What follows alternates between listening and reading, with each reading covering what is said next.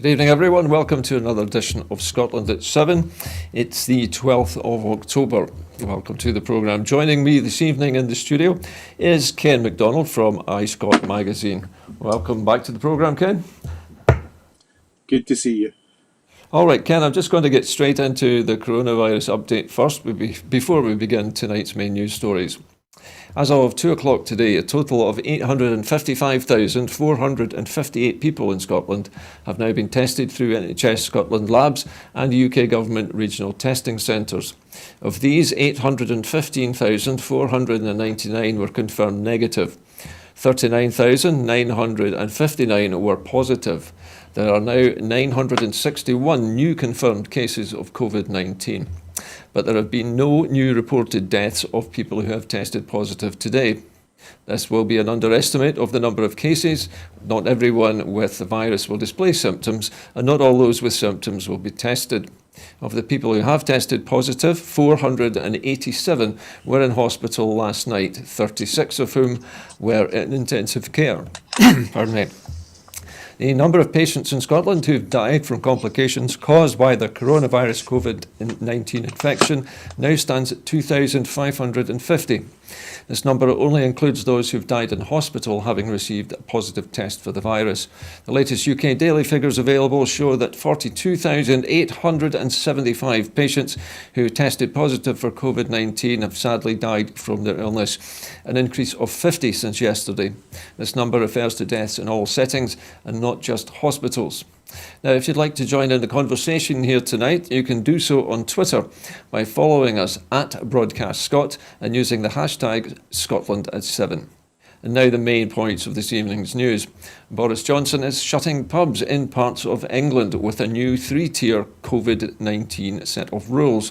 Boris Johnson imposed a tiered system of further restrictions on parts of England today, including shutting pubs, as the COVID-19 outbreak accelerates. Although anger is rising at the cost of curtailment of freedoms. Boris Johnson announced the three-tier system in an attempt to standardise the patchwork of often complicated and confusing restrictions imposed across England. Lawmakers will vote on the move. The lockdowns will include shutting pubs and bars in areas placed into the very high alert level from Wednesday. Other levels in the system are medium and high.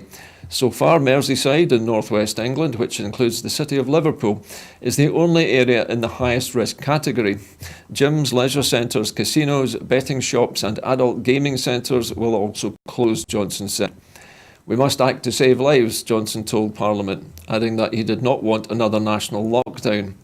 At her daily briefing today, the First Minister said that the new three-tier approach was being considered for introduction after the current restrictions end. Let me come to you first of all here, Kent, for your reaction to this. So Boris Johnson is apparently shutting the pubs. We've heard that before somewhere, haven't we? Yes, seems to be that he takes guidance from what's happening in Scotland and what seems to be working, so fair play to the guy. So do you think Boris is doing enough, Ken? Do you think this patchwork being stitched together is going to stop the virus in its tracks? Because we've been hearing of accelerating levels across the whole of the UK today. I would say there is no real history that shows what works and what doesn't work against this virus. I mean, apart from the fairly basic and fundamental cause that keep people away from each other, the chances of it spreading is unlikely to happen. But having said that, this has been going on since March. People are getting fed up. They hear about politicians and friends of Boris doing the exact opposite of what he's trying to tell people. And it's not surprising that some percentage of the population, albeit a small percentage, just do what they like. Frankly, they're not helping contain this pandemic. Okay, so you think maybe that if Boris Johnson's party officials and MPs and advisors were better behaved, there might be a better response from the public? Yeah, like, it's okay walking the walk, talk the talk, they talk the talk and walk the walk. They're not doing it. They are not adhering to the restrictions that we had early on in the lockdown. This resource course, which is obviously was at the whim of a Tory, shall we say, an interested party, which caused a great deal of infections. I think we really need to let people know that this really is a killer disease. It's not mucking about. It's not a mild case of the flu. We disadvantaged for a couple of days. It's a killer. We really need to try and contain the numbers. And there's only one way of doing it. It's just keeping away from folk and being sensible about wearing masks and all other hygiene preventative measures. We've been hearing a lot of complaints from the licensed trade, and we've already seen the dumping of ice buckets and ice cubes in places across Scotland in protest. Are we being overly harsh, do you think, on the licensing trade, or is this really necessary? I mean, we just really need to get this into perspective. It's not as if the Scottish Government or any other government is being particularly vindictive towards the public. There is a reason. The reason is you will die. There's no coming back from that. This is affecting a lot of people and killing a lot of people. I mean, bear in mind there was 3,000 people killed in 9/11, and there's loads more people killed by this, but don't be taking security seriously enough, which we used to do during 9/11. So people really need to understand that this is a killer pandemic, and you need to treat it accordingly. Okay, well, thanks very much, Ken. I'm going to move on to our next story, which is also COVID related. And it's been claimed that Boris Johnson is not doing enough to protect jobs and businesses. The SNP has said that Boris Johnson must deliver a full extension to the coronavirus job protection scheme and devolve financial powers to the Scottish Parliament, warning the Tory government's partial local U-turn is not enough to prevent mass redundancies. Following the Prime Minister's statement to Parliament this afternoon, Ian Blackford MP said that the Tory government was not doing enough to prevent thousands of jobs and good businesses being lost unnecessarily. And he urged the Prime Minister to announce a full extension to the furlough scheme instead of scrapping it at the end of the month. The SNP Westminster leader said that the UK government had hindered the Scottish Parliament's ability to respond to the crisis by cutting back financial support and by blocking devolution of financial powers, and said that the only way to properly protect Scotland's economy was to become an independent country. Well, Ken, I don't suppose it's a surprise to hear Mr Blackwood saying that, but it's not only in Scotland that there have been calls for the furlough scheme to be reinstated, is it? It's a refrain that we hear across these islands at the moment. Yeah, well, the biggest impact is on the incomes of the individuals that can't trade, they can't pay staff are being laid off at a certain percentage. If the money can be protected to ensure that bills are being paid, mortgages are being paid, then we can work on the pandemic. The government is only using this as a last resort, paying up to a certain period of time. When the banks failed, when they were too big to fail, there was no problem in getting the money available for these guys who, by the way, were never asked to retrain in a job when they cost the country that amount of money. We have to support people. We have to give them an income to buy food, to keep their bills being paid, and to keep their mental health stable. Otherwise, this thing's just going to get worse and worse. We've heard various politicians saying things like people who lose their jobs should simply retrain to do something else.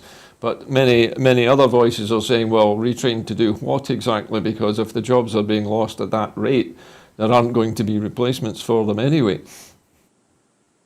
Well, this is just like on your bike argument that was used several years back when people were looking for jobs. It's not that easy just to get a new job in a pandemic when most people are being laid off. It just doesn't even join up the dots. It's crazy rhetoric, and people really need to get a grip of what they're saying. People need support. The government needs to give it to them and not just worry about big business. They have to make sure that the guy in the street is getting paid.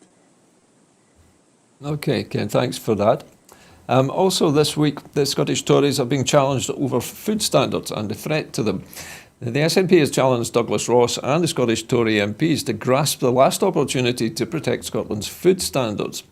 Food producers and consumers protect Scotland's producers and consumers from the threat of watered-down standards post-Brexit, ahead of the agriculture bill returning to Parliament today.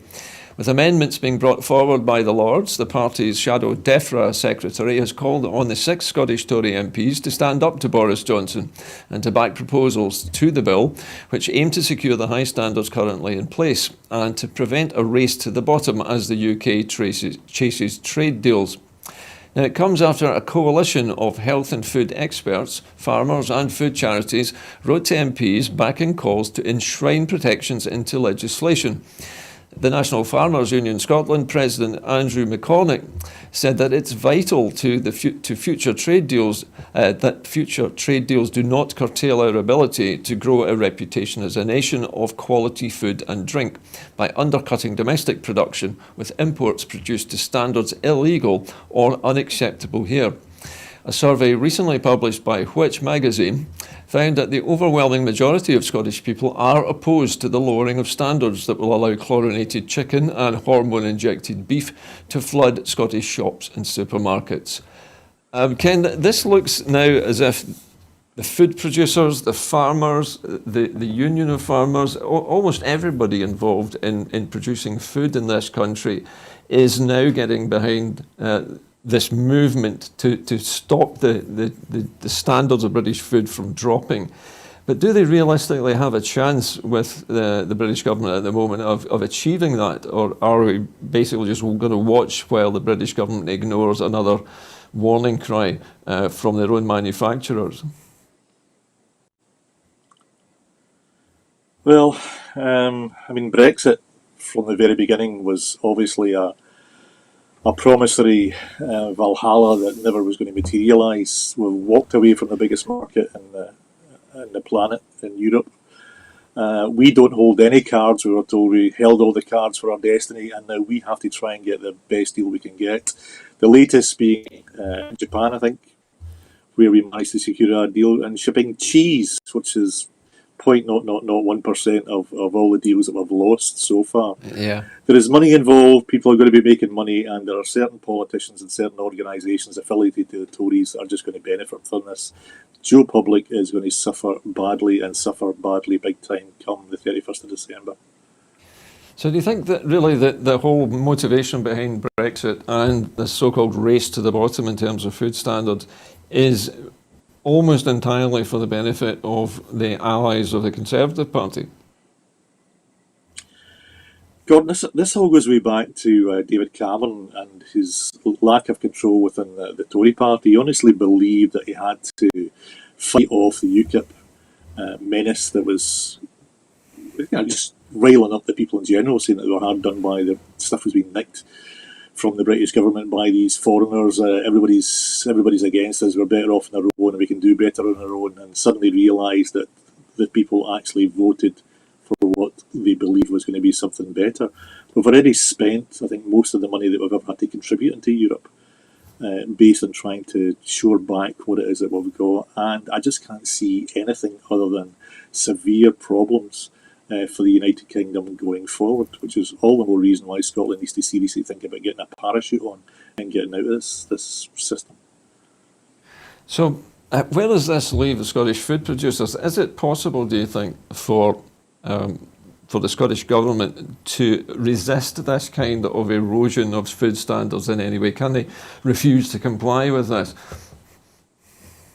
Yeah, but what good will it do them? I mean, Ian Blackford's will not be dragged out of the EU against our will, but nothing can happen. We cannot do anything, and there is no individual within the Scottish Parliament just now that's going to fight the cause. They're quite happy just to ask permission to see if we can have a referendum to decide what our fate is going to be going forward.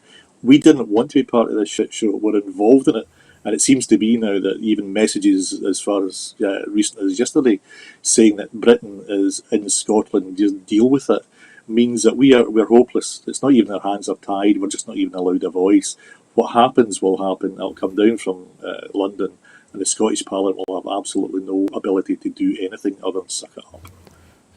Do you think, Ken, that Scotland will be able to escape this fate in time? I mean, we know the clock is ticking. It's something like, about 81 days now until we reach the end of the Brexit rainbow, if you want to call it that, in the end of December. Will the Scottish Government act in time? Can they act in time to actually prevent the Holyrood Parliament from being short-circuited in this way? Well, I don't see any reason why not. If they were serious about it, if the political will was there to realise what's going to happen at the end of this road, and it's not pretty.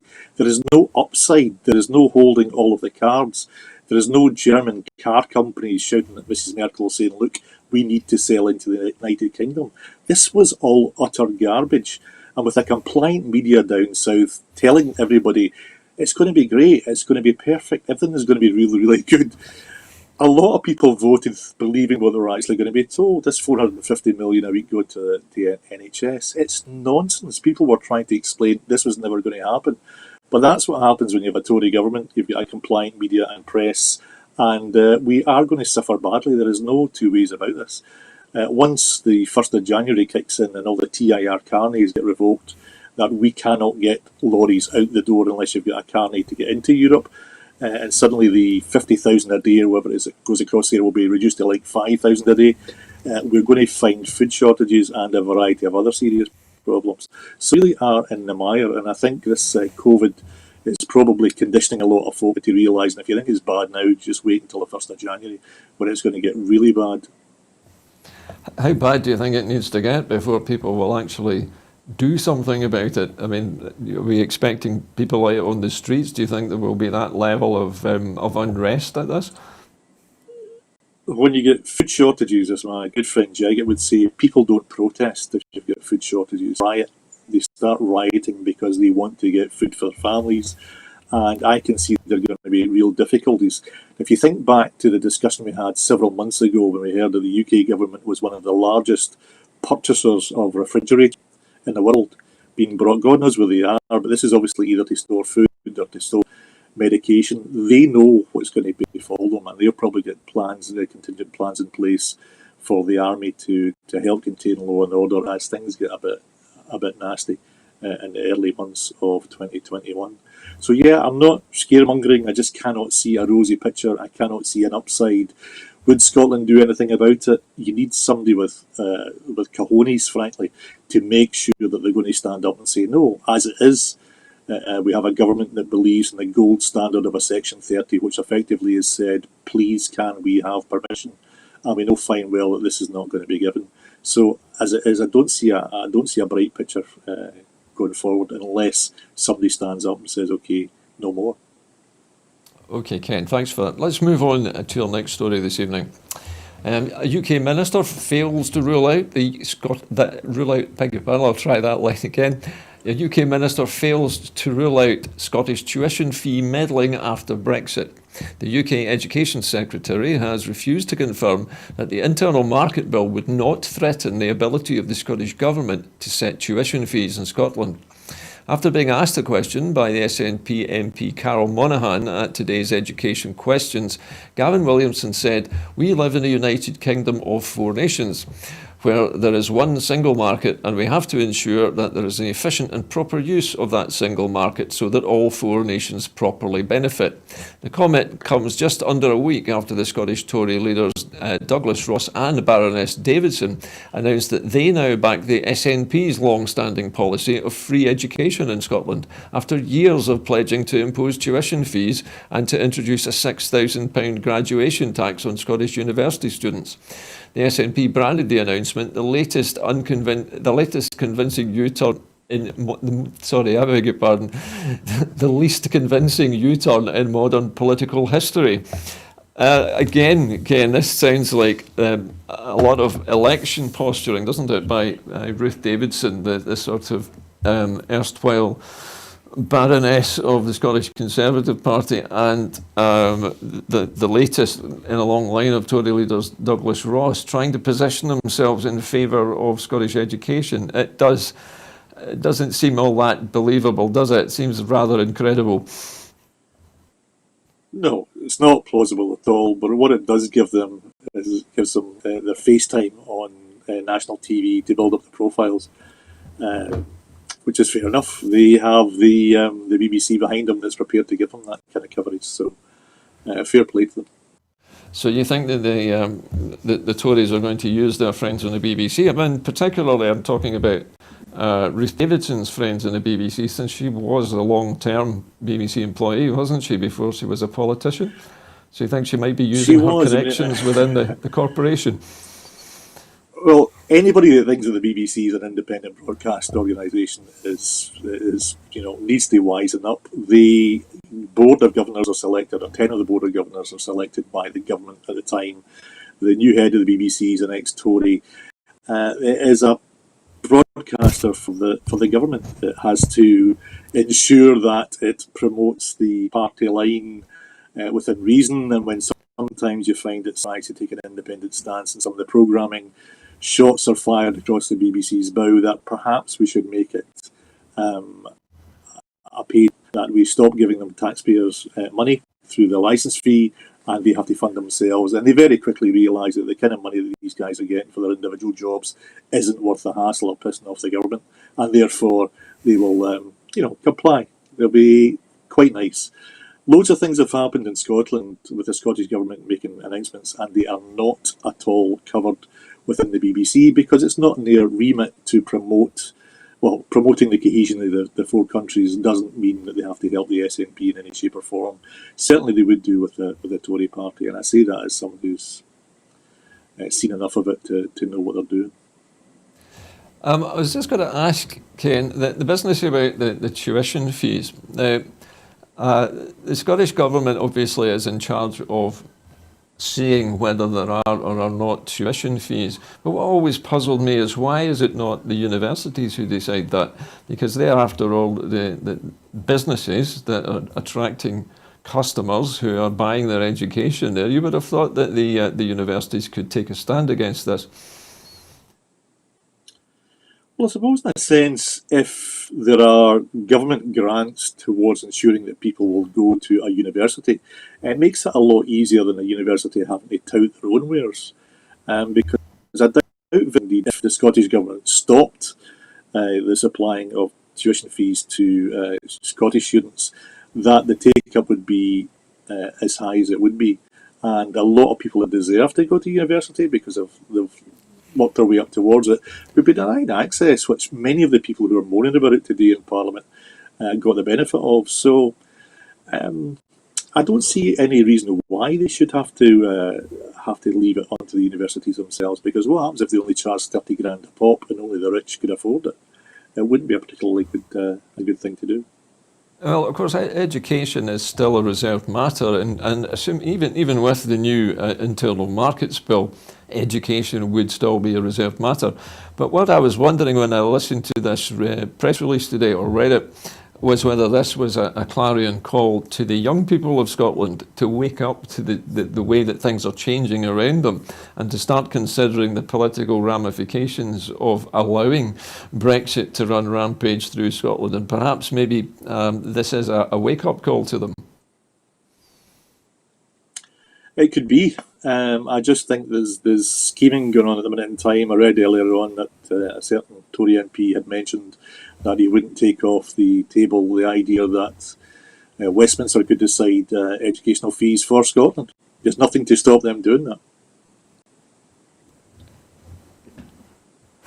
I'm just hearing it as a reserved matter.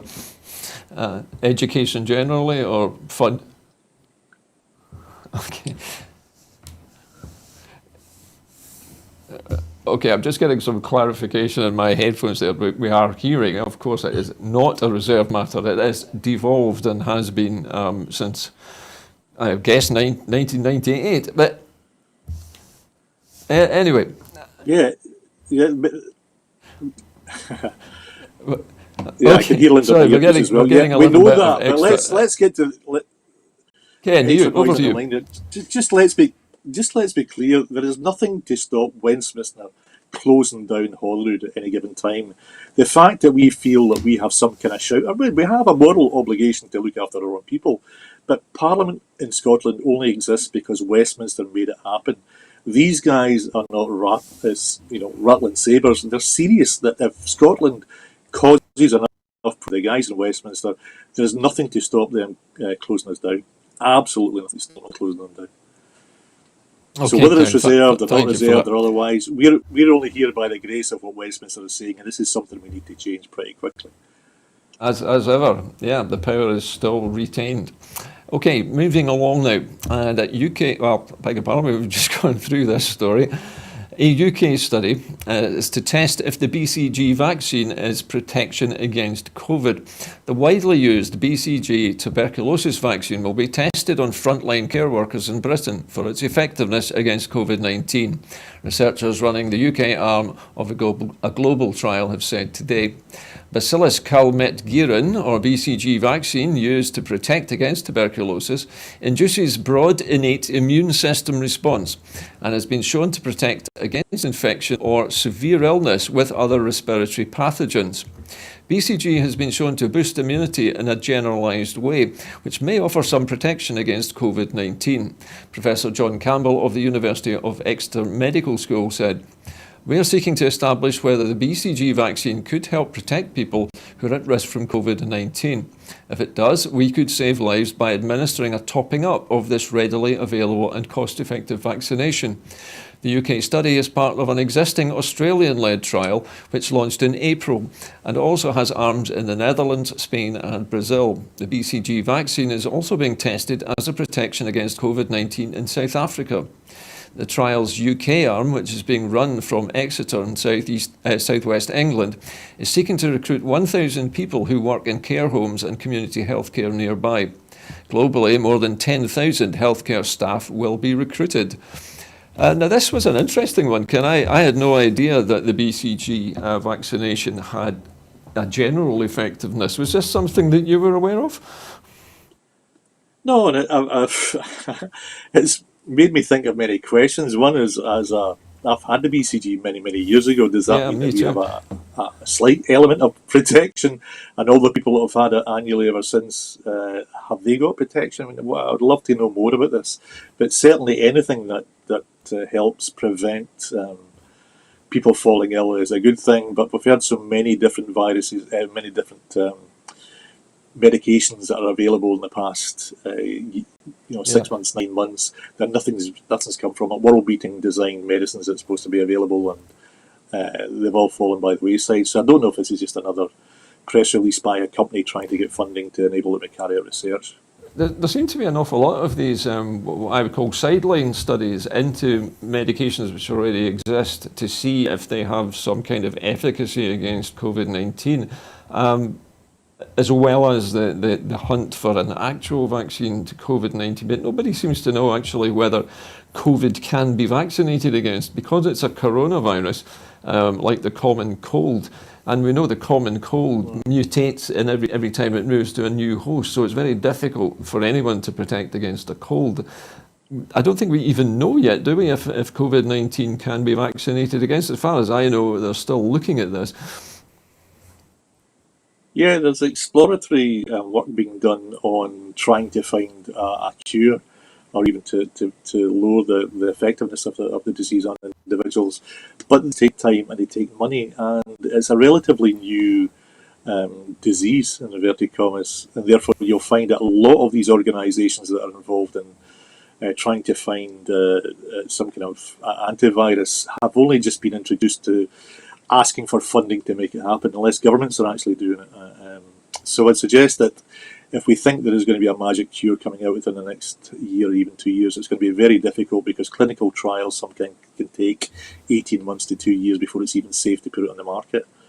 So I don't know whether these announcements about BCGs and stuff, which is a familiar name, is just to pacify the general public and let them know that things are happening, rather than let them wonder what's going to happen. So making sure that people know that they're working in all sorts of different avenues of research.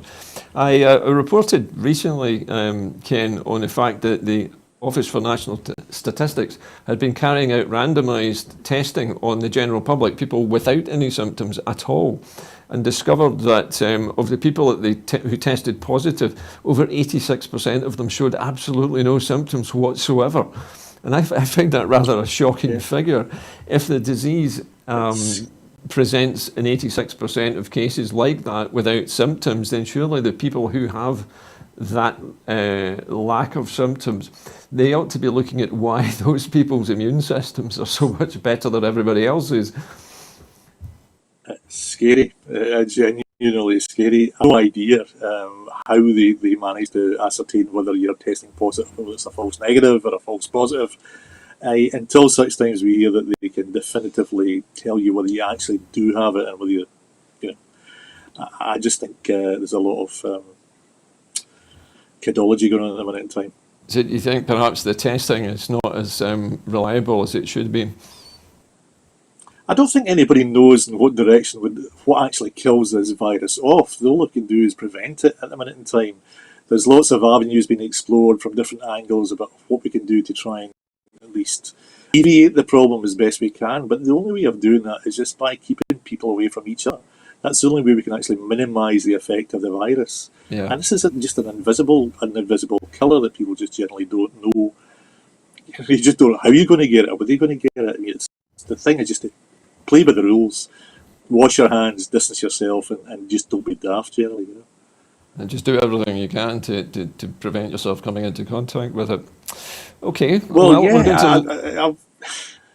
I was just going to say, I've spoken to a good few doctors, and they're not kidding on. This stuff is serious. It really is serious, and we don't want to panic people beyond what we can say is you really need to take it on board that this thing is not mild flu or any kind of flu. It's a killer, and you need to be aware of that. Okay, well, thanks for reiterating that. I think perhaps that point needed to be made.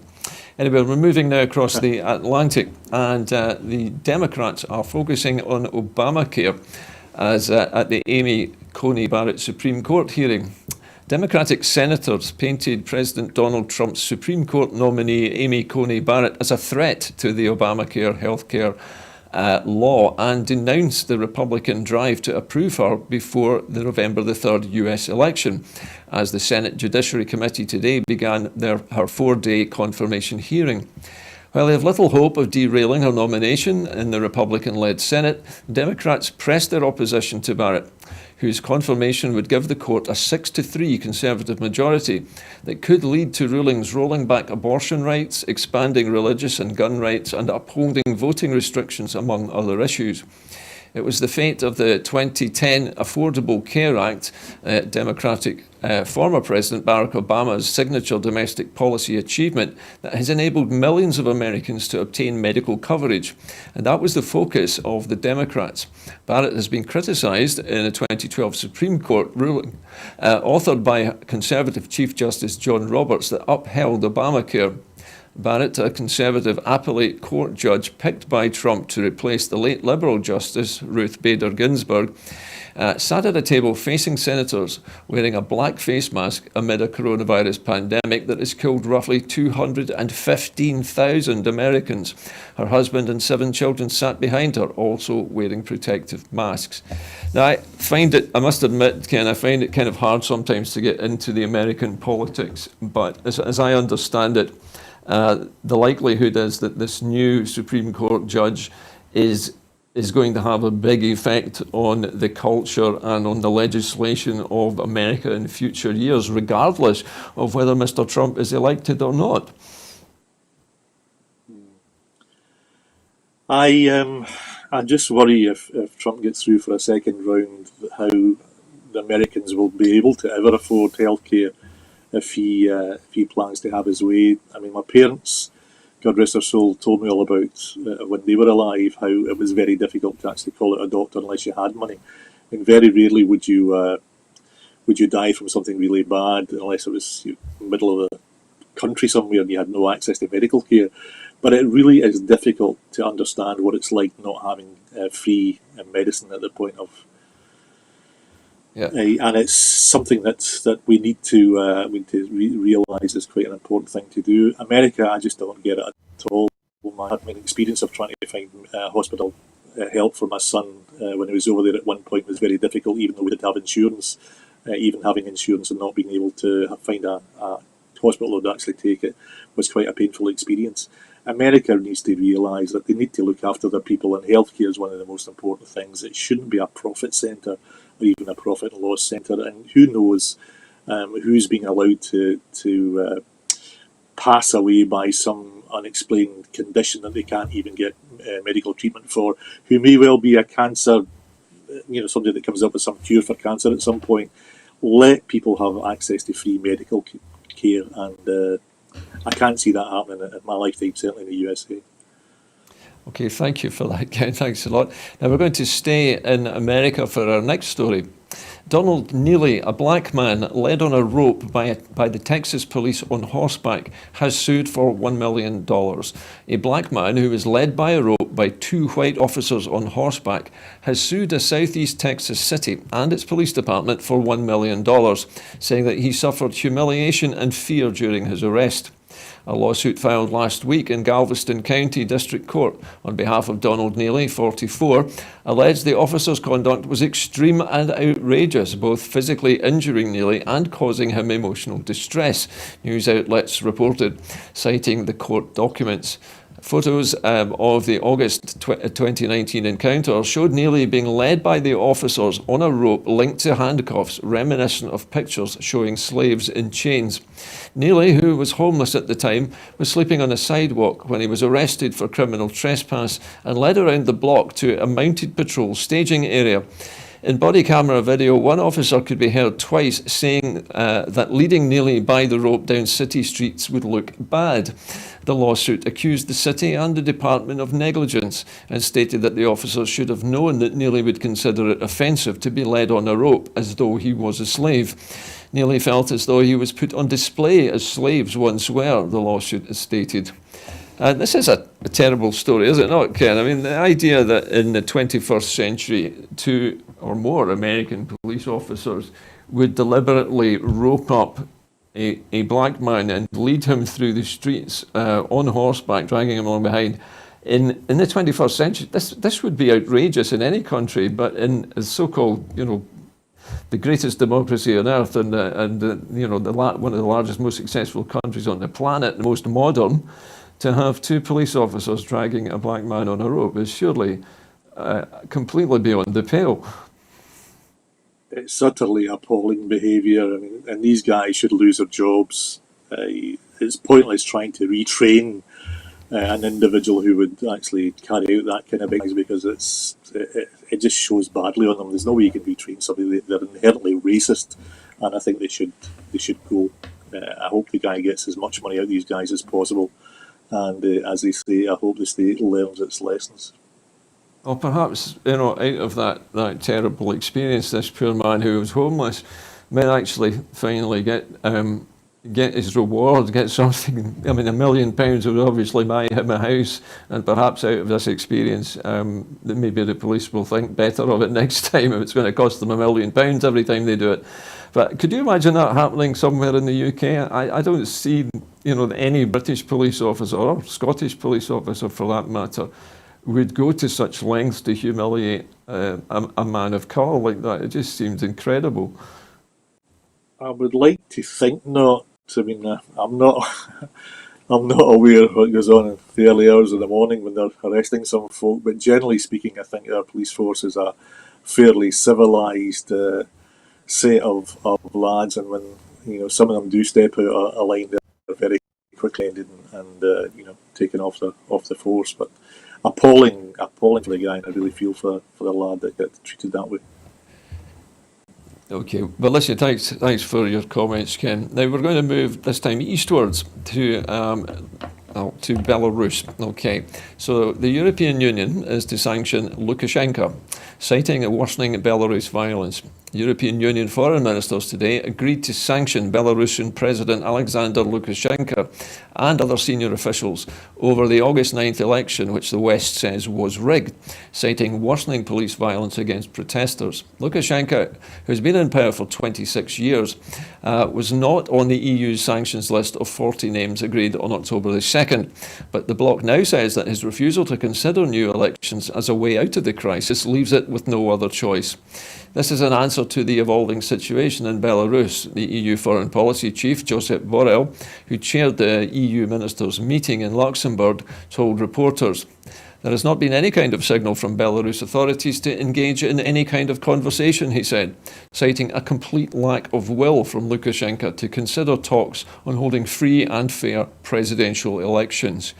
Now, I guess, Ken, this comes as no surprise. We know that Mr. Lukashenko is an ally of Vladimir Putin, and He has been in power for 26 years and it doesn't look like he's shifting anytime soon. Is there anything, do you think, that the European Union or the outside world can do to help get rid of this tyrant and allow the people of Belarus to elect somebody who they do want as their president?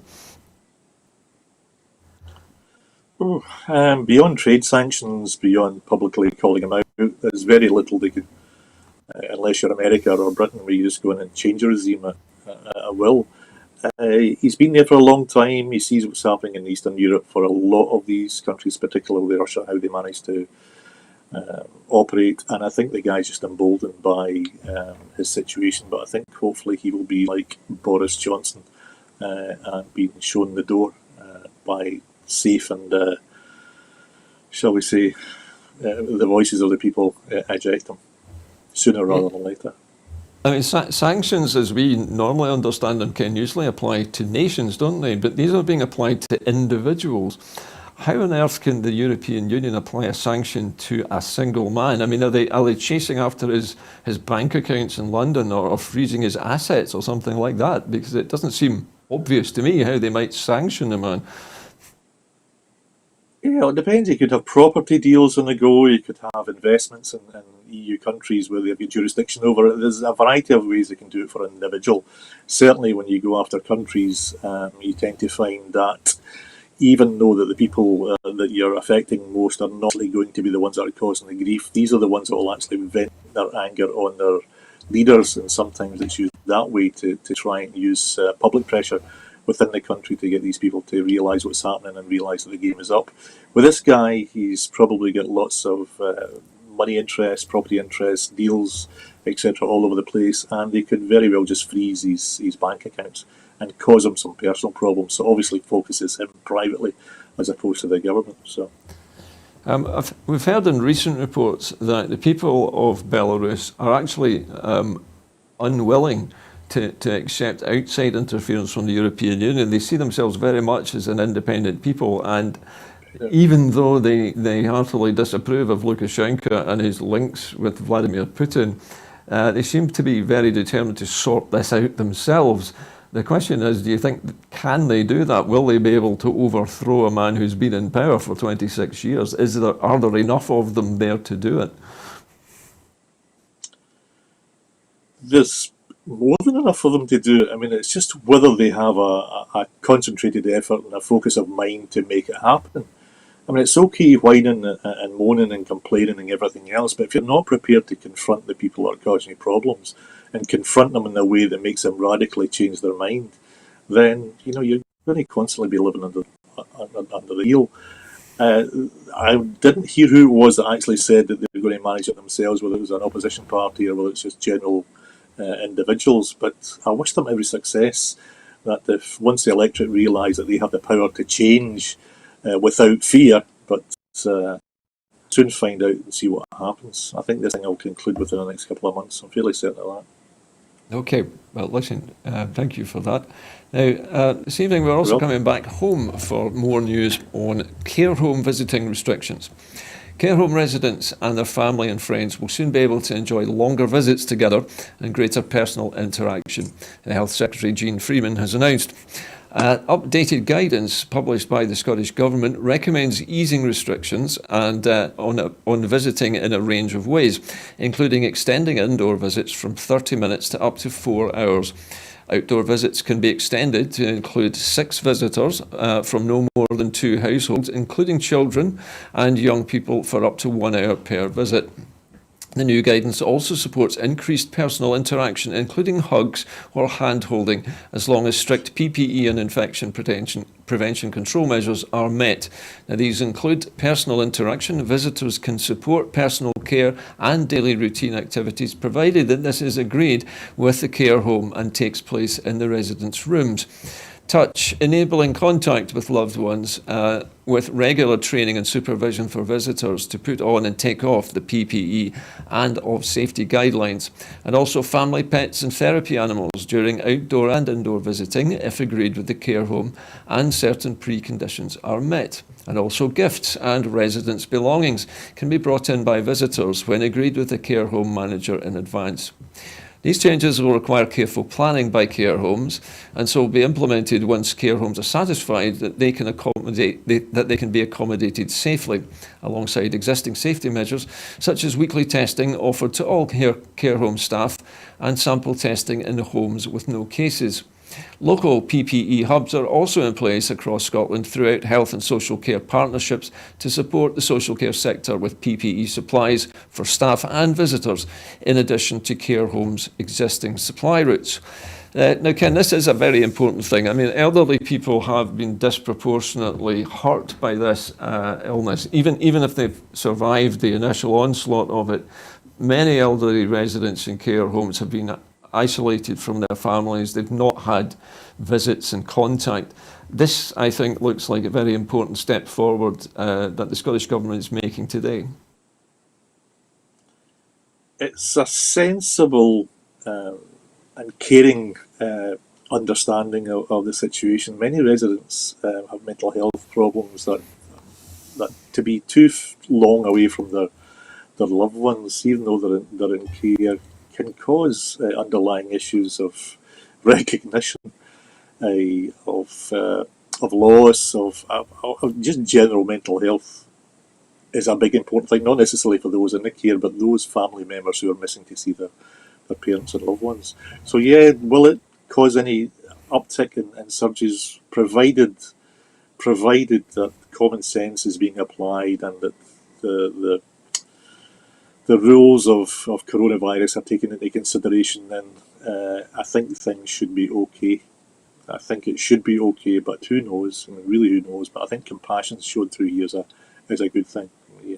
Yeah, of course, compassion is a big part of social care, isn't it? And one of the things which has been impossible during the lockdown has been to bring families together. And I think the idea, I mean, the thing that struck me when I was reading this item earlier on was that hand-holding and hugs are being brought back. And I think that was the biggest complaint that people had. They couldn't touch each other, they couldn't hold each other. It was very difficult to comfort somebody or reassure them if you can't go near them. Yeah, it's difficult somebody over.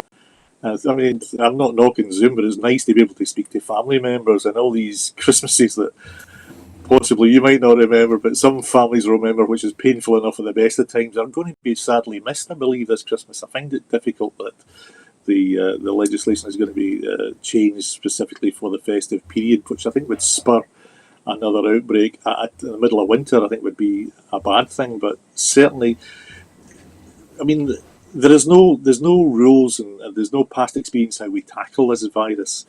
We're in a different age from 1918. It's different now. There's different technologies. There's different jobs and situations that people are losing out on because of the fact of isolation.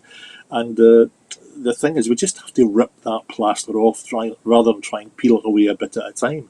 It's going to be painful, but I think the only thing to do really is to keep isolating as best we can within reason, and hoping that we can contain it within the operational activities we have at our hospitals, and eventually see this thing, well, of course, we're now much further ahead, aren't we, in the race to have the correct type of PPE, knowing how to use it, and the staff in care homes are now extremely experienced in keeping the place clean and preventing contact, harmful contact taking place. So perhaps now is the time that we can do this safely, and perhaps we couldn't have done it back in the time of the early part of the pandemic, when really nobody knew what this disease could do and how it was transmitted. Now I think understanding a bit more, perhaps we can maybe see perhaps more of these relaxations in social interactions.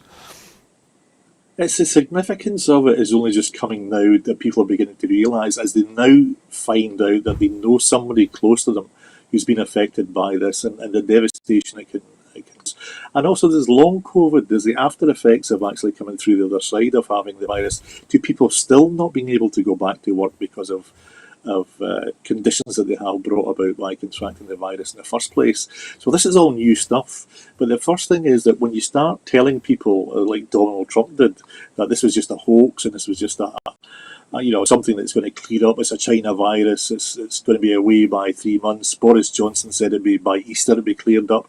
These things are very rapidly forgotten, but they're remembered by some of us who understand that the guy hadn't a clue what he was doing, but as soon as somebody starts complaining about on my human rights by asking me to wear a mask or not to go to the pub or not to do X, Y, Z, he can't cope with that kind of pressure. And this is where you need a real leader. And give Sturgeon her due that she's a good manager of this virus in Scotland, that she's doing her level best to try and make a change, but she can't waver from this. And I think, in my personal view, is we need more isolation, even if it's just a short term, 16 days, and the pubs can wine as much as they like. We're talking about people's lives here. And something I've said to a few people, which obviously get them a bit upset, can you imagine being in Clydebank in the days of the blackout, saying, you know what, to hell with me having to be enforced putting on blackout curtains. I'm just going to burn them in protest because you're impinging upon human rights to be able to look at stars outside the window. It's nonsense. We need to get this thing under control, and people need to wake up and understand that it's not the case of you going out for a pint that's the problem. It's you. Well, okay, I think we've covered that subject pretty thoroughly there, Ken. And on to our final story this evening, and still on the same theme as COVID-19. Scottish COVID-19 mental health tracker study has been announced. A new study published today will provide data for the Scottish Government to track the mental health and well-being of the Scottish population over a 12-month period. This will allow the government to tailor its mental health policy response to the pandemic as needs evolve.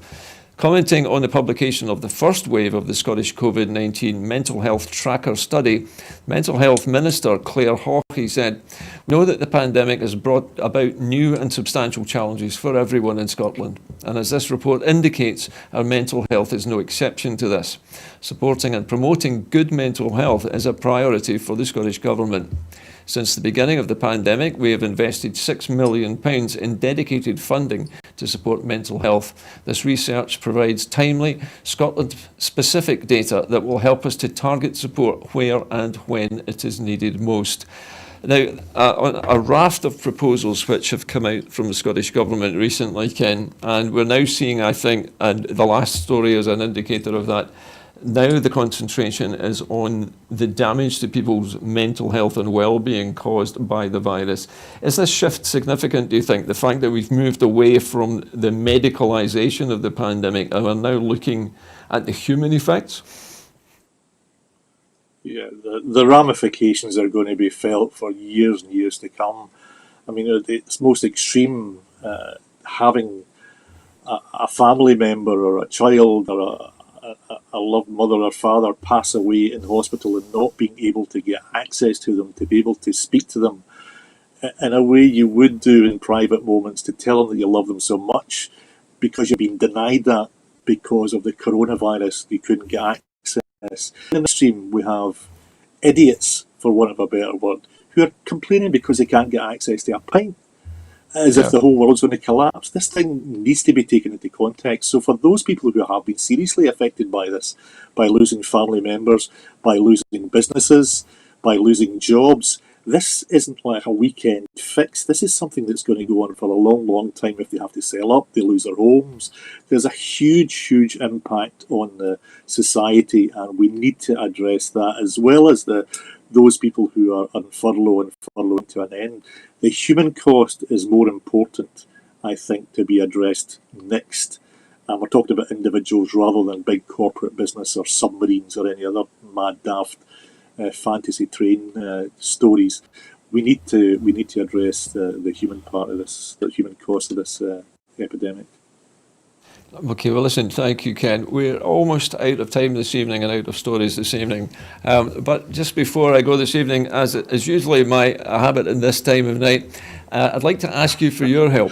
Broadcasting Scotland, as you know, runs on subscriptions. And if you'd like to help us make more programmes and to help us expand our repertoire of programmes, you can do that by becoming a Broadcasting Scotland supporter. For £5 a month, you can help us to expand our programme making and improve our facilities here in Glasgow. So if you'd like to do that, you can do so by following the instructions on your screen now. Find us on the internet at www.broadcastingscotland.scot uk/register. Every penny that you give us will be used to good effect. Anyway, that's about it from this evening's edition of Scotland at 7. It just remains for me to thank my guest this evening, Ken MacDonald. Thanks very much again, Ken, for joining me this evening. You're very welcome, Gordon. And from both of us here in the studio this Monday, a very good evening to you.